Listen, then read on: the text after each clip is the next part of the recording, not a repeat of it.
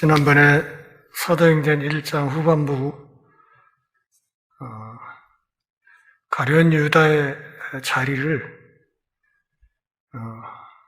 보선해서 12명의 사도를 채우는 그 이야기까지 말씀을 드렸습니다. 1장 26절에서 제비 뽑아 마띠아를 얻었다. 그래서 그가 11사도의 수에 들어가니라. 그렇게 해서 다시 12명의 사도가 되었다. 그러니까 구약의 이스라엘 12지파에 상응하는 새 언약시대 교회의 터가 이렇게 마련되었다. 거기까지 말씀을 드렸습니다. 이 말씀에 이어서 제가 하고자 했던 이야기들이 있었는데 시간이 좀 애매해서 그냥 끝냈습니다. 오늘은 1장 뒷부분에 이어서 그때 하지 못했던 이야기를 약간 확대해서 말씀을 드리고 어쩌면 그 이야기를 하면 시간이 다 들 것 같습니다. 본격적으로 2장 1절부터 들어가는 말씀은 다음 주부터 이어가도록 하겠습니다. 여러분, 전에 제가 그 에베소서를 강론했을 때 첫 시간에 에베소서 전체 틀을 한번 정리해 드린 적이 있는데 혹시 기억하시나요?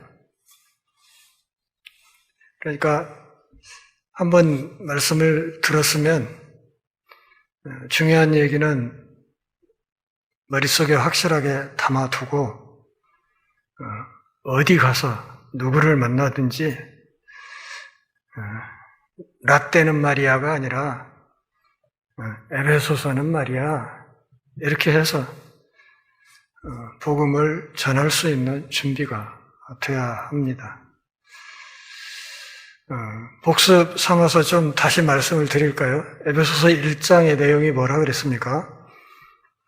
에베소서 1장의 중요한 흐름, 그것은 다른 것이 아니라 하나님께서 예수 그리스도 안에서 하나님과 사람을 화목하게 하셨다 하는 이야기입니다.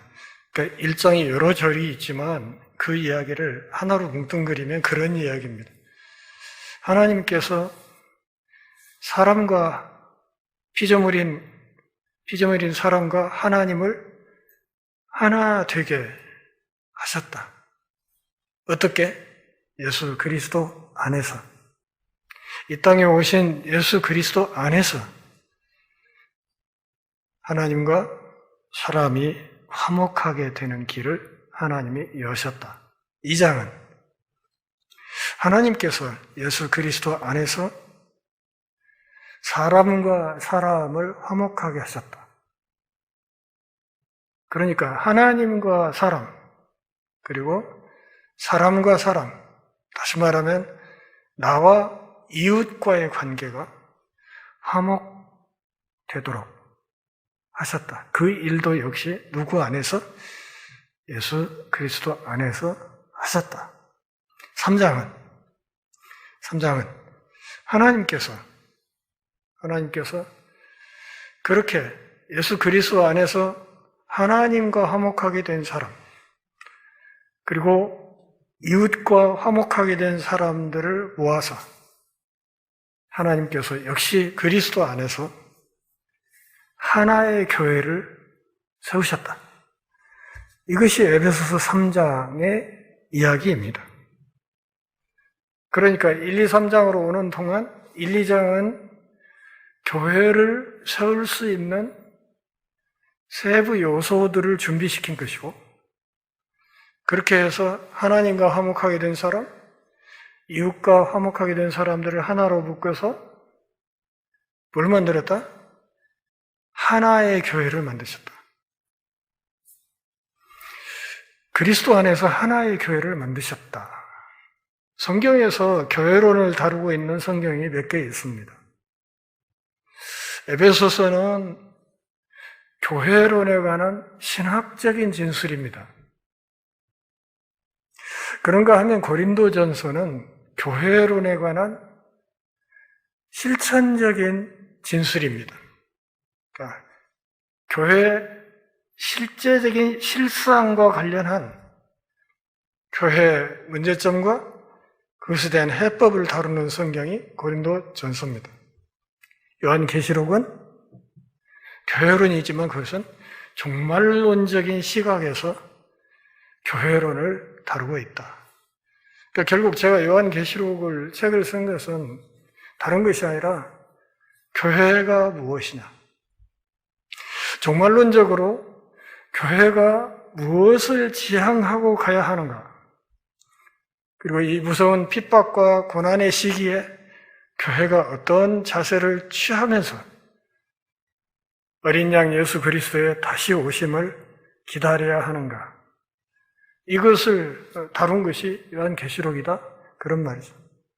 그러니까 신학적인 교회로는 에베소서, 실천적인 교회로는 고린도전서, 그리고 종말론적인 시각에서의 교회로는 요한계시록이다. 그렇게 이해를 하시면 됩니다. 그래서 이 신학적인 진술을 하면서 교회가 무엇인가를 사도 바울이 이야기를 할 때 에베소서 전체 6장 가운데 절반인 앞부분에서 이 신학적인 이론을 정리를 한 겁니다. 교회는 우주 안에 그리스도의 몸인 교회는 하나다. 이 하나라는 말은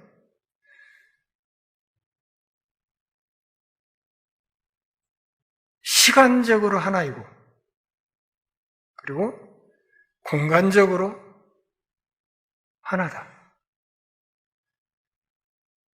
그러니까 시간적으로 하나다 하는 말은 태초에서부터 종말에 이르기까지 이 지구 말에 살다간 모든 하나님의 백성들이 다 각기 따로가 아니라 하나다는 것입니다.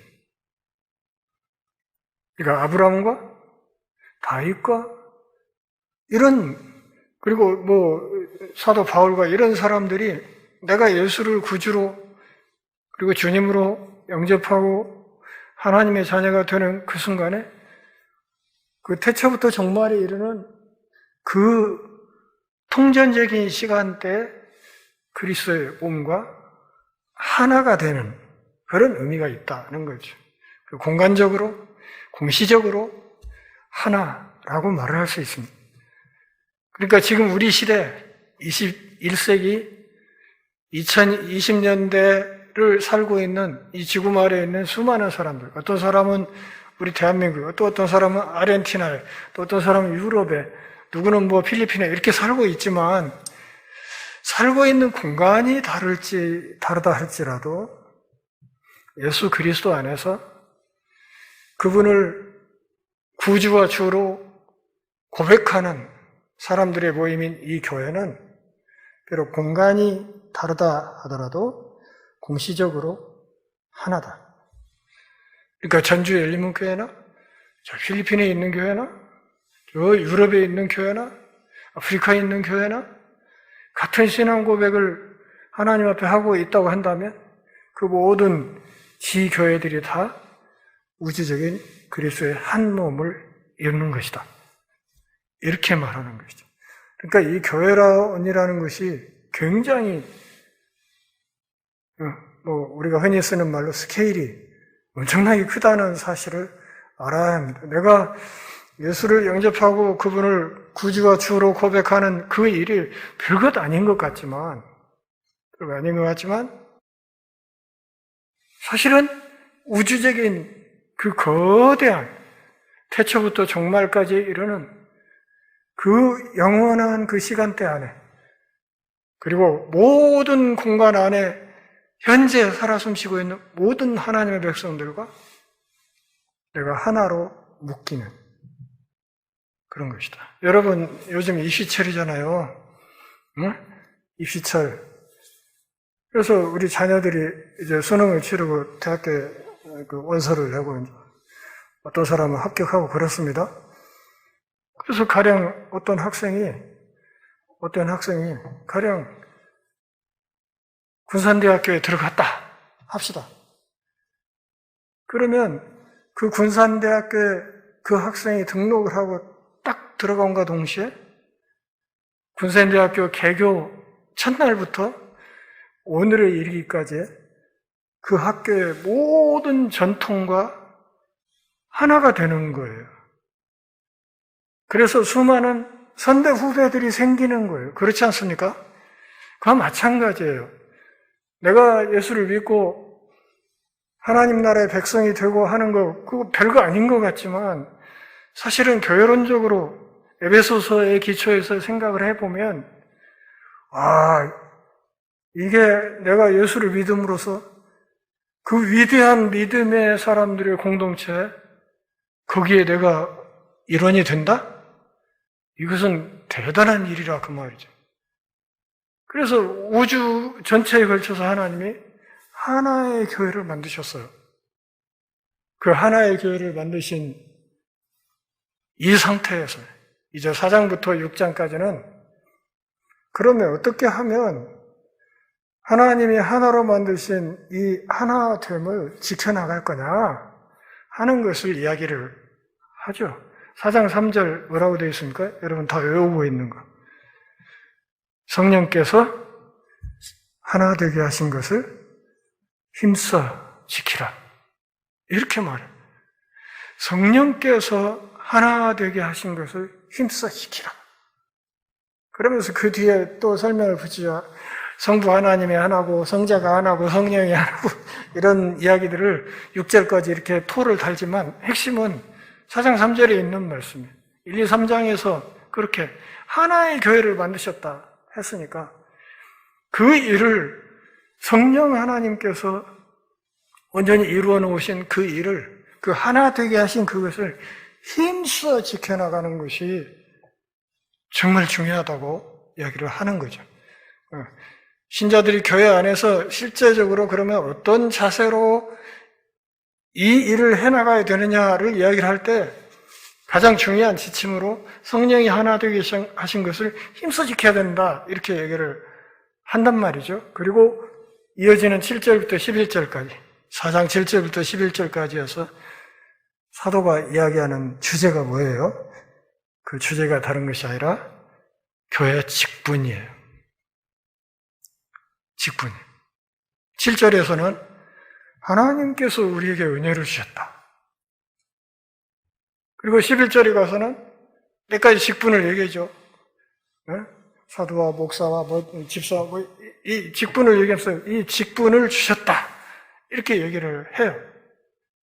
그러니까 결국 이 7절과 11절을 엮어서 이해를 하면 하나님이 우리에게 주시는 직분이라는 것이 결국은 은혜라는 거죠. 하나님이 은혜를 주셨다. 7절, 11절. 하나님이 여러 가지 직분을 주셨다.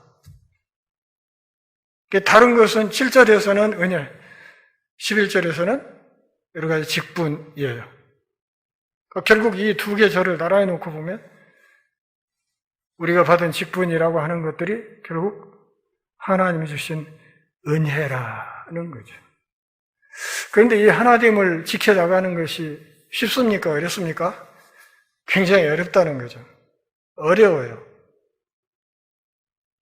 그래서 부자 관계에서, 부부 관계에서, 직장 안의 상전과 종의 관계에서 우리 사회를 구성하고 있는 모든 관계의 방 속에서 이 하나됨을 지켜나가는 것이 쉽지 않다. 이것을 지켜나가기 위해서는 하나님의 전신갑주를 취해야 된다. 그래서 수많은 방어용 무기를 이야기를 하면서 공격용 무기인 성령의 검인 하나님의 말씀을 가져야 된다. 6장까지 그렇게 이야기를 하죠. 그러니까 사도 바울이 교회론을 1, 2, 3장에서 이론을 이야기해놓고 4장 3절에서 하나됨을 힘써 지키라 이렇게 얘기를 해놓고 곧바로 지켜드는 주제가 직분이란 말이에요. 그러니까 이 직분이 어떠하냐, 직분자들이 그 직분을 어떻게 감당하느냐에 따라서 교회의 하나됨을 어떻게 유지해 갈 수 있느냐, 주님의 부르심에 효율적으로 응답할 수 있느냐 하는 이런 문제들이 결정이 된다. 조금 더 확대해서 말씀을 드리면 어떤 교회의 수준이라는 것은 결국은 그 교회 직분자들의 수준이다. 어떤 교회의 능력이라고 하면 결국은 그 교회를 이루고 있는 직분자들의 능력이다. 이렇게 얘기를 할 수 있다는 거죠. 다시 말하면 그 직분자들이 문제가 생기면 그 교회는 건강할 수 없다. 반대로 직분자들이 건강하다면 그 교회는 건강할 수밖에 없다. 이렇게 말을 할 수 있다는 거죠. 그래서 직분자가 하나님으로부터 받은 그 역할과 기능을 어떻게 감당하느냐 하는 이것이 사실은 우주적인 그리스도의 몸을 하나됨을 힘써 지켜나가는 이 일과 굉장히 밀접한 관계가 있다는 거죠. 그래서 직분자를 선출하는 일에 굉장히 신경을 많이 써요. 교회마다 많이 쓰고, 할 수만 있으면 좀 더 잘 준비된 직분자들을 세우려고 하지 않습니까? 그래서 교회법으로도 이러저러한 직분자의 자격 규정들을 만들어 놓고 거기에 따라서 교회 공동체가 움직여 가도록 노력을 하고 있습니다. 그러면 교회 직분자를 세우는 데 있어서 중요하게 여기는 교회에서 중요하게 말하고 있는 기준은 무엇인가 하는 것을 조금 생각을 해보죠. 디모데전서 3장을 한번 보실까요?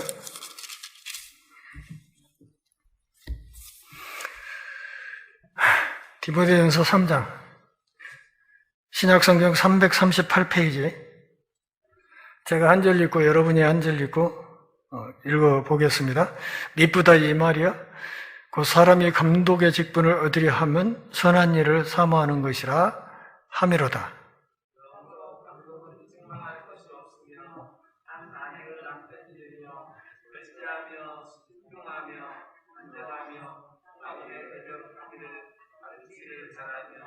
술을 즐기지 아니하며 구타하지 아니하며 오직 관용하여 다투지 아니하며 돈을 사랑하지 아니하며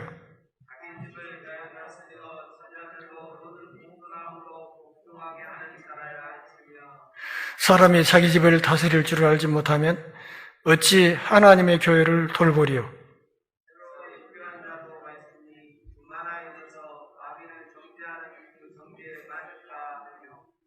또한 외인에게서도 선한 증거를 얻은 자라야 할지니 비방과 마귀의 올무에 빠질까 염려하라. 여기까지가 감독의 자격이에요. 감독.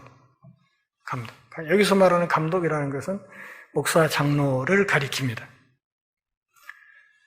그러니까 여기서 말하는 감독의 자격 요건이 꽤 복잡하죠? 책망할 것이 없어야 된다. 한 아내의 남편이 된다. 무슨 말인가 하면 이 말 때문에 여성 안수를 반대하는 사람들이 많이 있어요. 여자는 그 아내를 둘 수 없지 않냐 이래가지고 반대를 하는데 사실 이 말은 가정생활이 건실해야 된다는 뜻이죠. 건실한 가정생활을 하고 있어야 된다. 당시 일부 다처제가 만연했던 유대사회에서 일부 일처제를 고수하는 사람이어야 된다는 이야기를 하는 거예요. 그리고 술을 즐기지 아니며 구타하지 아니하며 라는 말이 있는데 구타한다는 말은 폭력을 행사한다는 뜻이죠. 그런데 이 폭력이라는 것은 그냥 단순히 주먹질을 하는 것만 가리키는 것이 아니라 언어 폭력도 폭력에 해당되는 것입니다. 그러니까 만나는 사람 아무한테나 막 반말하고 말 함부로 하고 상대방의 무슨 마음의 상처를 입든지 하고 싶은 얘기 막 해버리고 하는 이런 거, 이렇게 된 사람들은 장로 자격이 없다. 그런 얘기죠. 자기 집을 잘 다스려서 자녀들도 정말 모범적인 신앙생활을 하도록 잘 이끌어가는 사람이어야 된다 하고 5절에서 토를 달기를 자기 집도 못 다스리는 사람이 어떻게 교회 공동체를 다스리겠냐. 수신제가 지국평천하라는 원리를 들이대고 있습니다. 6절에서는 새로 입교한 자도 세우면 안 된다. 다시 말하면 신앙의 경륜이 극히 짧은 사람들은 교회 중직을 맡으면 안 된다고 이야기를 하는 거예요. 그리고 7절에 더 기가 막힌 거, 교회 바깥 사람들로부터도 평이 좋아야 된다. 이게 목사와 장로의 기준이 된다. 여기 어디에 돈이 많아야 된다든지 사회적인 지위가 높아야 된다든지 뭐 대학 졸업장을 가져야 된다든지 뭐 석박사 학위를 가져야 된다든지 또는 뭐 IQ가 높아야 된다. 이런 기준이 어디 있습니까? 교회에서 직분자를 세우기 위해서 하나님이 기준으로 세우는 기준은 그런 것들하고는 아무 상관이 없어요. 그런데 오늘날 많은 교회에서 직분자를 세울 때 그냥 먼저 돈 많은 사람들 골라가지고 이렇게 세우는 경향이 얼마나 많은지 모릅니다. 그리고 그렇게 해서 세워놓으면 결국은 그 사람들이 그 직분의 의미를 퇴색시키는 과정에서 교회가 심각한 몸살을 앓게 된다 하는 사실을 알아야 됩니다. 제가 전도사 시절에 섬기던 교회에서 직분자 선출이 있었어요. 꽤 큰 교회 선출을 하는데 어느 날 선거를 앞두고 제 손에까지 쪽지가 하나 날아왔어요. 쪽지가 하나 전해져 왔는데 장로 누구누구, 권사 누구누구누구, 안수집사 누구누구누구 저 이름이 적힌 쪽지가 전도사인 제 손에까지 한 장이 넘어왔어요. 이렇게 찍으라 이거요. 저는 이제 교역자니까 선거 당일날 선거관리위원으로 일을 했잖아요. 그래서 개표를 하면서 이렇게 보고 제가 놀라서 뒤로 자빠져 버릴 뻔했던 이유가 뭔가 하면 참 불행히도 제 손에 들려 이렇게 전해져 왔던 그 쪽지에 적힌 명단 그대로 당선이 됐더라 그 말이에요. 그 명단 그대로 당선이 다 됐어요. 그래 놓고는 임직식 할 때 하나님이 세우셨노라고 이러죠. 저희 교회에서 30년 동안 그동안의 직분자들을 여러 차례 세웠어요. 처음 자립이 미처 되지 않을 때부터 해가지고 오늘까지 여러 차례 선거를 하고 장로, 안수집사, 권사를 세워오는 작업을 했어요. 그 절차를 제가 말씀을 드릴게요. 교회 전체 형편을 살피고 그리고 전반적인 교회 규모나 이런 것을 생각을 해서 직분자를 세우는 게 좋겠다 판단이 되면 원래 공동의회를 소집하려면 일주일 전에 교회 앞에 공지를 해야 돼요. 일주일 전에. 그러니까 14일 날 공동회에서 투표를 한다 하면 일주일 전인 7일 날까지는 교회에 공지가 돼야 돼. 공지. 그래서 선거를 해야 된다고 판단이 되면 우리 교회 주보가 대개 목요일 날, 늦으면 금요일 날 인쇄에 들어가기 때문에 그 인쇄에 들어가기 직전 날쯤 해서 장로님들을 소집을 해서 당회로 소집했습니다. 그래서 거기서 의논을 하고 직분자 선출하는 공동회 소집해야겠습니다. 이건 하지 말자는 분들은 별로 없거든요. 그래서 당회 결의를 해가지고 주보에 며칠 날 공동회에 소집해서 이러이러한 직분자를 뽑겠습니다. 이렇게 주보에 공지를 딱 해요. 하고 공지되는 주일 낮예배 시간에 제가 교우들에게 부탁을 합니다. 여러분, 다음 주에 직분자 선출을 위한 공동회를 하는데 이번 주 일주일간은 교우들끼리 가급적 만나지 마십시오. 이런 광고 많이 들으셨을 거예요. 만나지 마십시오. 아주 급한 일 아니면 만나지 마세요. 그리고 가급적 전화나 문자 통화도 하지 마세요. 그리고 교회 직분자 선출 이 공동의회를 위해서 기도해 주세요. 그리고 몸이 건강하신 분들은 하루에 한 끼라도 금식하면서 이 공동의회를 위해서 기도해 주십시오.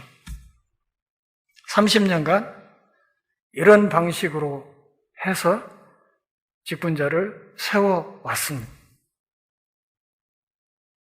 저는 직분자를 선출하려고 공동회를 소집할 때마다 나름대로 호기심이 발동해요. 하나님이 이번에 교우들의 손을 통해서 어떤 일꾼을 세워주실까? 여기에 대한 기대와 호기심이 있어요. 단 한 번도 제가 교인들에게 이번에 누구 찍으세요? 장로는 누구 찍고 권사는 누구 찍고 이런 이야기를 해본 적이 없어요. 그건 무서운 죄니까. 그렇게 해서 전격적으로 공지하고 일주일간 교우들이 기도하도록 한 다음에 공동회의를 해서 직분자들을 선출해서 때가 되면 임직식을 해서 세웠어요. 저희 아버님이 제 모교에서 재정부장을 17년을 했어요. 안수집사로. 17년. 저희 아버지가 저보다 훨씬 더 늦게 신앙생활을 하신 분이니까, 저하고 거의 같이 교회를 나가신 분이니까, 늦게 안수집사가 되신 데다가, 목사님이 아버지 안수집사 된 뒤에 17년 동안을 장로 투표를 안 해, 교회에서. 그런데 17년간 아버지가 재정부장 역할을 꾸역꾸역 했어요. 그러다가 17년 딱 지나면서 우리 모교에서 장로 투표가 있습니다. 당연히 저희 아버지가 1등으로 됐죠. 응? 저희 아버지는 이종건 집사님은 새벽 2시에 공동회의를 해도 되는 분이니까 이랬으니까 분위기가. 그래가지고 장로로 피퇴이 딱 됐는데 이제 임직 준비를 해나가는 과정에서 어느 날 아버지가 저한테 전화를 했어요. 야, 장로 임직하는데 몇백을 내라고 한다. 형편도 그렇고 머리가 복잡해서 어쩌면 좋을지 모르겠다. 그래서 아들이지만 목사니까 내가 너한테 연락을 한다.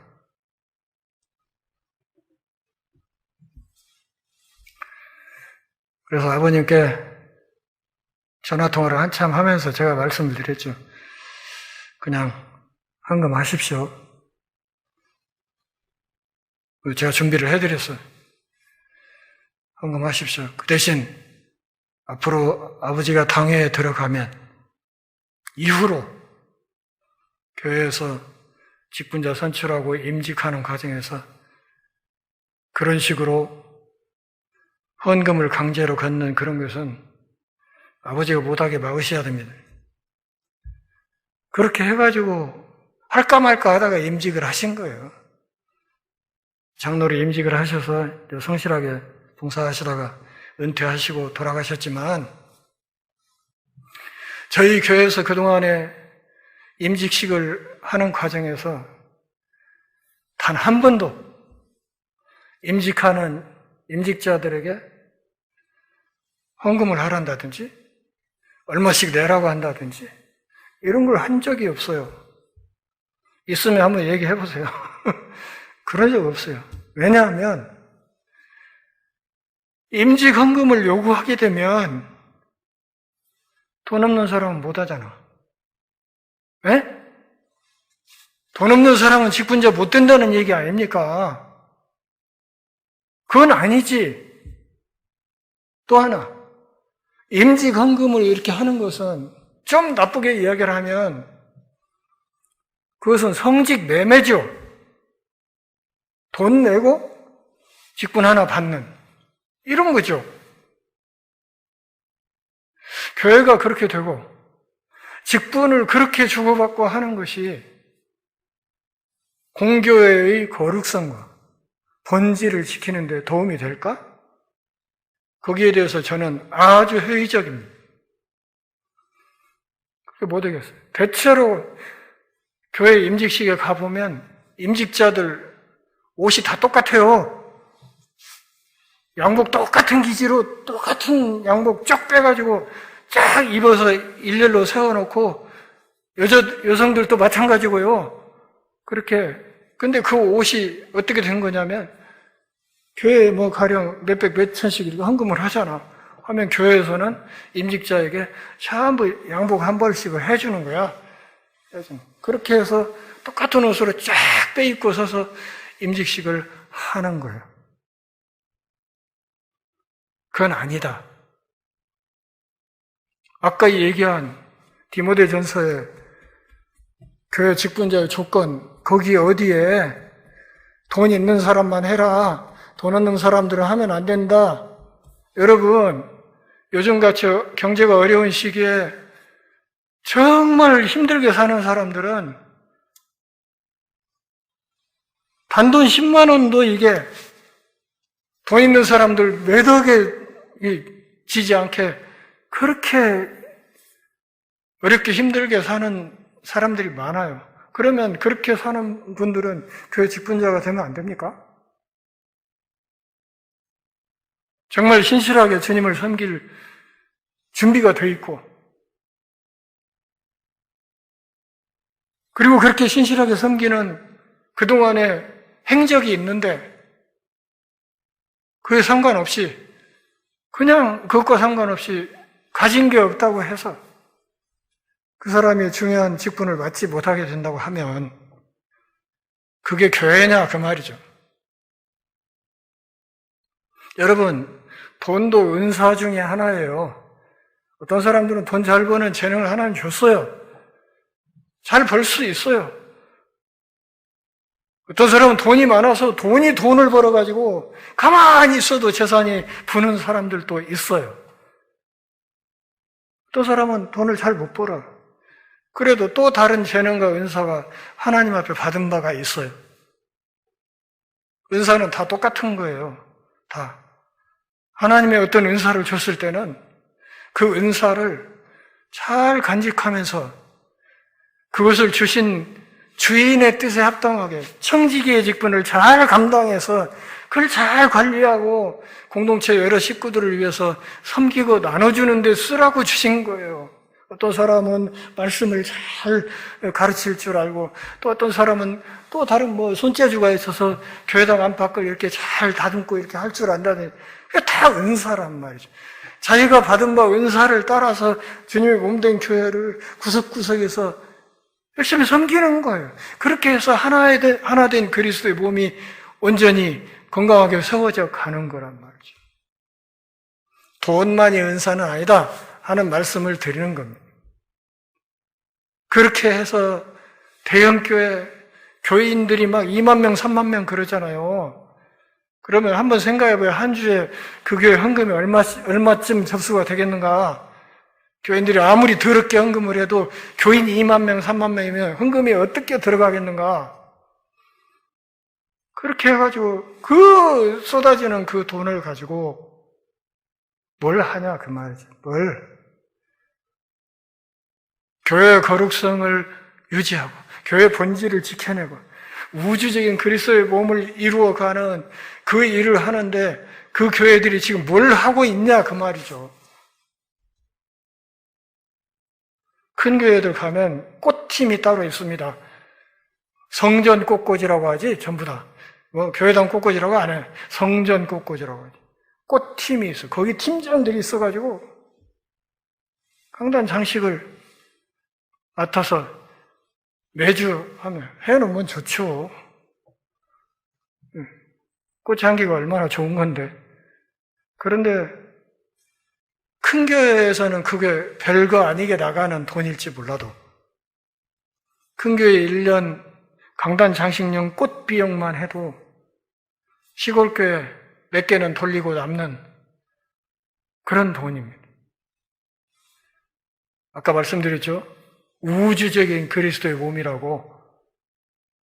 시간적으로 하나이고 공간적으로 하나라고 하면 저 산골 오지에 있는 교회나 저 말단 섬에 있는 교회나 그리스도 안에 한 몸이라고 한다면 좀 생각을 달리 해야 된단 말이에요. 부자 교회들이, 사람 많이 모이고 예산 많고 한 그런 교회들이 이 교회론에 입각해서 생각을 달리 해야 된다, 그 말입니다. 큰 교회들이 정말 힘들게 생활하는 교회, 사역하는 교회 하나씩만 1대1로 매치를 해서 후원하고 돕는 이 작업을 한다면 농어촌교회 목회자들이 저렇게 힘들게 사역 안 해도 된다, 그 말이에요. 저희 교회가 폼내려고 지난 덕천교회 이렇게 해서 하는 거 아니에요. 그런 생각 때문에 한 거예요. 한 교회가 한 교회 뒷바라지하고 책임을 져주면 시골교회, 저 농어촌교회, 상간 오지에 있는 섬교회 사역자들이 그렇게 고단하지 않게 사역할 수 있다는 게 제 생각이에요. 우리도 힘들지만 그래서 그런 쪽으로 일을 해보자고 한 겁니다. 어째 제 생각이 틀렸습니까? 직분자들이 정말 중요한 거예요. 직분자들. 그 직분자들을 세우려고 할 때 세속의 어떤 정치판처럼 막 선거운동을 한다든지 또는 뭐 그냥 쪽지를 돌려가지고 누구누구 찍으라고 하는 이런 무서운 죄는 범하면 안 됩니다. 우리끼리만 알고 뭐 아무도 모른다고 생각하겠지만 하나님이 그거 못 보시겠어요? 그렇게 해서 나이롱들 직분자로 세워놓으면 교회 무너지는 건 시간 문제죠. 그래서 교회 직분자를 선출하는 이 문제가 굉장히 중요하단 말이에요. 중요해. 저는 우리 교회 안에 정말 잘 준비된 신실한 일꾼들이 정말 많이 세워지기를 바라는 사람이에요. 그래서 노예에 청원해가지고 우리 교회 규모보다 훨씬 많은 수의 장로님을 뒀어요. 장로님이 많을 때는 8명까지 있었어요. 노예 목사님들이 저한테 옆에 와서 목사님, 뭐 그렇게 장로 많이 뽑아? 뭐 그럴 필요 없어. 그러지 마.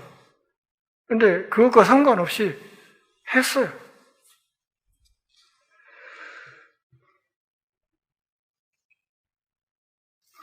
앞으로 교회 앞날을 위해서 여러분들이 여러모로 기도를 많이 하셔야 되겠지만 특별히 앞으로 세워질 이 일꾼들을 위해서 정말 기도를 많이 하셔야 됩니다. 정말 잘 줍니다. 아까 디모데전서에 말한 이런 자격 요건이 잘 구비된 이런 일꾼들이 교회에 많아지기를 바라야 되고, 그리고 그런 사람들이 세워져서 전주 열린문교회가 건강하게 세워져 가도록 그것을 위해서 기도하고 그렇게 되도록 최선을 다해서 서로 노력하는 이런 모습들이 있어야 된다, 그 말이에요. 1장에서 후반부에서 이 가룟 유다가 빠져나간 이 자리를 보선하는 이 과정에서 어떻게 했다고 그랬어요? 성경을 충분히 묵상하고, 베드로가 성경을 충분히 묵상했는데 시편에 이런 말씀들이 성취되기 위해서 이 사람이 빠져나갔나 보다 이렇게 얘기를 하고, 여럿이 함께 모여서 뭐 했어요? 기도했어요. 그러면서 1차 예선에서 필요한 자격 요건을 정하고 거기에 따라서 1차 인선을 했죠. 인선을 했어요. 후보 2명을 세워놓고 또 뭐 했어요? 또 기도했어요. 또 했어요. 하나님, 당신 모든 사람들의 마음을 아시지 않습니까? 그러니까 이 2사람 중에 누가 더 이 직임에 적합한지 하나님이 인도해 주세요 해놓고 그 다음에 뭐 했어요? 제비 뽑았단 말이에요. 제비를 뽑아가지고 마띠아를 세워서 그 사람이 12사도의 한 사람으로 들어갔다. 여기까지가 1장 26절의 이야기였단 말이에요. 그만큼 교회가 처음 태동하는 시점에서부터 사도 베드로를 비롯한 초대교회 모든 지도자들이 이 직분자를 선양하고 직분자를 세우는 일이 이게 얼마나 심각한 문제인지를 잘 알고 있었다는 거죠. 그래서 사도 바울 같은 사람도 후배이자 영적인 아들인 디모데 목사에게 목회 지침을 내려주면서 이 디모데전서에서 3장에서 이렇게 조곤조곤 교회 장로의 자격은 이러이러해야 되고 그 이어서 8절부터 이와 같이 집사들도 해갖고 집사의 자격을 또 쫙 설명을 한단 말이에요. 한 이유는 디모데 목사가 목회하고 사역하는데 이 교회 직분자들의 역할이 얼마나 중요한지를 사도 바울이 그만큼 잘 알고 있었기 때문이다. 그런 말이죠. 그리고 그런 각도에서 에베소서를 집필하면서 교회의 본질이 무엇인지, 어떻게 하면 성령이 하나 되게 하신 것을 힘써 지켜나가는지, 그 과정에 직분자가 얼마나 중요한 위치에 있는지를 사도 바울이 정말 잘 알고 있었기 때문에 에베소서 4장을 그렇게 서술한 것이다. 이해되셨어요? 우리 교회 안에 정말로 잘 준비되고 훈련된 디모데전서 3장에 말한 이런 자격 요건을 잘 갖춘 그런 훌륭한 그런 직분자들이 정말 많이 세워질 수 있기를 바랍니다. 제가 그다지 목회를 잘 못해서 그동안에 신실한 분들 정말 많이 세우지는 못했지만 앞으로는 정말 우리 교회 안에 연흥하고 신실한 그런 일꾼들이 정말 많이 세워질 수 있기를 제가 날마다 새벽마다 밤마다 그렇게 기도하고 있습니다. 여러분들도 같이 그렇게 기도를 해 주시면 고맙겠습니다. 오늘 여기까지 마치고 다음 주에 2장 1절부터 시작하도록 하겠습니다. 기도하겠습니다. 하나님 아버지, 30년 이 교회 사역 중에 우리가 서로 외롭지 않도록 정말 신실한 동역자들을 이렇게 세워주시고 서로 사랑하고 돌보고 섬기고 아끼며 몸된 교회를 오늘까지 섬겨올 수 있는 귀한 은혜 주셔서 고맙습니다. 그동안에 이 교회를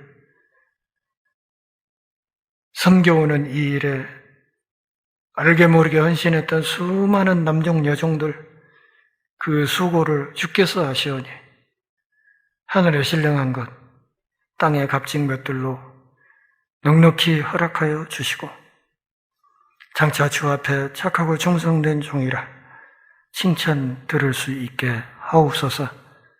아울러 우리 교회 안에 앞으로 정말 신실한 일꾼들이 정말 많이 세워질 수 있도록 하나님께서 주의 일꾼들을 준비시켜 주시고 또 때를 따라서 좋은 일꾼들이 선택되고 세워질 수 있도록 은혜를 허락하여 주옵소서. 직분자들의 헌신과 수고로 몸된 교회가 더욱 든든하게 세워지는 성령께서 하나 되게 하신 것을 힘써 지켜나가는 복된 교회로 계속 성장해 나갈 수 있게 도와주옵소서. 예수님의 이름으로 기도합니다. 아멘.